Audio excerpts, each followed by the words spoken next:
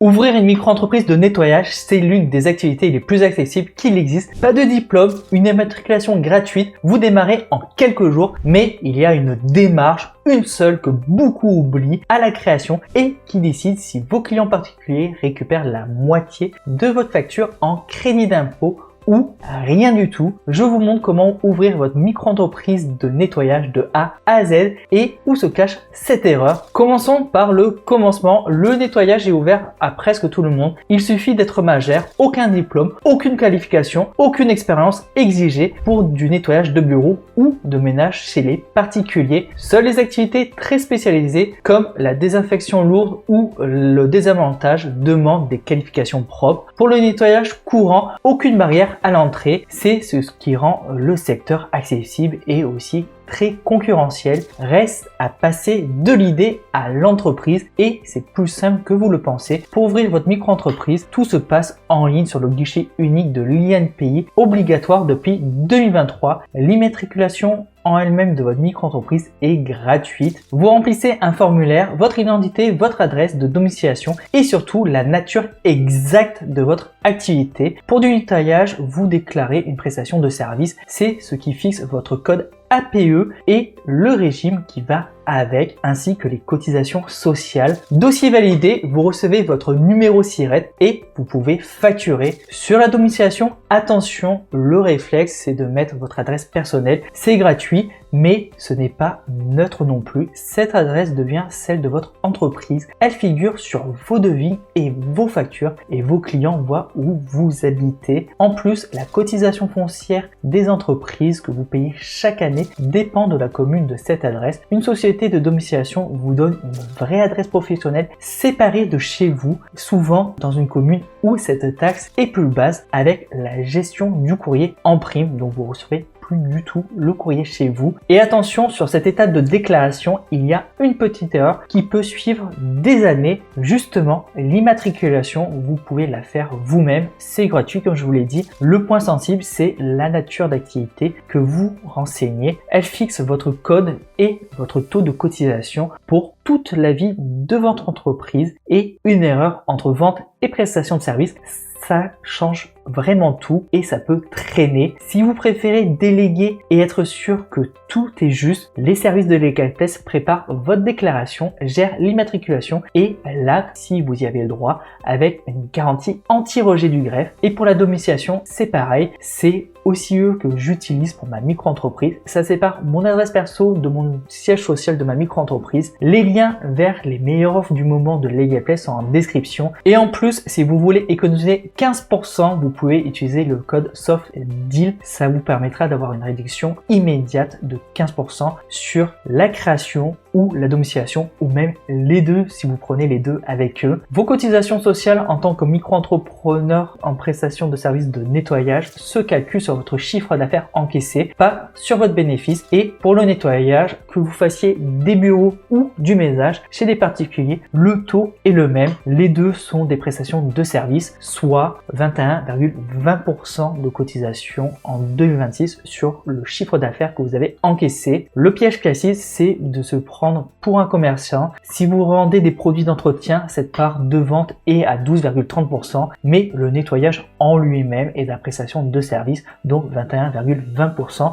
Vous facturez du temps et de la main-d'œuvre, pas de la marchandise. Un exemple, vous facturez 30 000 € sur l'année à 21,20%, vous payez environ 6 300 € de cotisation sur la totalité des encaissements. La micro-entreprise ne déduit aucune charge, même pas le matériel, donc prévoyez un budget de départ pour l'équipement, ce n'est pas zéro. Reste maintenant cette fameuse démarche, celle qui ne touche pas votre poche mais celle de votre client. Quand vous faites du ménage chez des particuliers, vos clients peuvent récupérer une partie de ce qui vous paie sous la forme de crédit d'impôt. C'est l'avantage fiscal des services à la personne et pour un particulier, c'est un argument de vente énorme. Mais attention, il n'est pas automatique. Pour que vos clients aient droit, votre entreprise doit être déclarée comme organisme de service à la personne auprès de l'administration du travail de votre département. C'est une déclaration spécifique en plus de l'immatriculation et c'est elle que beaucoup oublient. Sans elle, vous travaillez et facturez normalement, mais vos clients ne peuvent pas pas faire valoir l'avantage fiscal. Vous perdez l'argument commercial le plus fort du secteur sans même le savoir. Le taux exact et le plafond sont fixés par l'administration fiscale,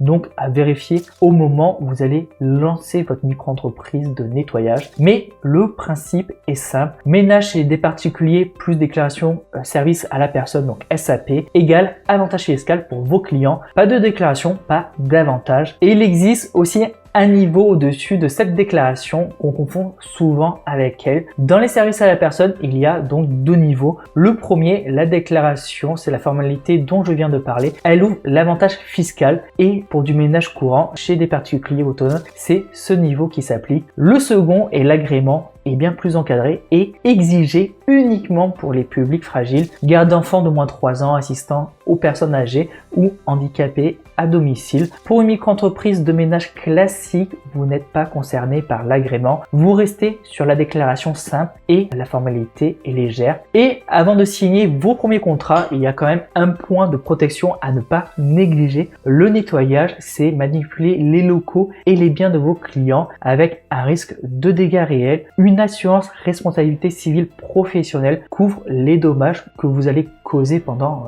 vos interventions. Elle n'est pas obligatoire par la loi, mais la plupart des clients professionnels et les syndics exigent dans leur contrat. En pratique, vous ne signez pas sans. Côté plafond, vous restez au régime micro tant que votre chiffre d'affaires annuel ne dépasse pas 83 600 € en 2026. Au-delà, sur 2 années de suite, vous allez basculer au régime réel. Côté TVA, vous facturez sans TVA tant que vous êtes sous le seuil de franchise des prestations de services. C'est un seuil distinct du plafond du régime micro et c'est lui qui se déclenche le plus tôt. Il est à 37 500 € en 2026. Pour en savoir plus sur le régime de la micro-entreprise dans son ensemble, plafond, TVA, cotisation en détail, j'ai un guide gratuit. Je mets le lien de téléchargement en description de cette vidéo. Le guide vous permettra de bien comprendre la micro-entreprise avant de créer votre auto-entreprise de nettoyage. Reste donc la question qui décide si votre activité va tourner. Le choix de votre clientèle, particulier ou professionnel, ce sont deux modèles. Le ménage chez les particuliers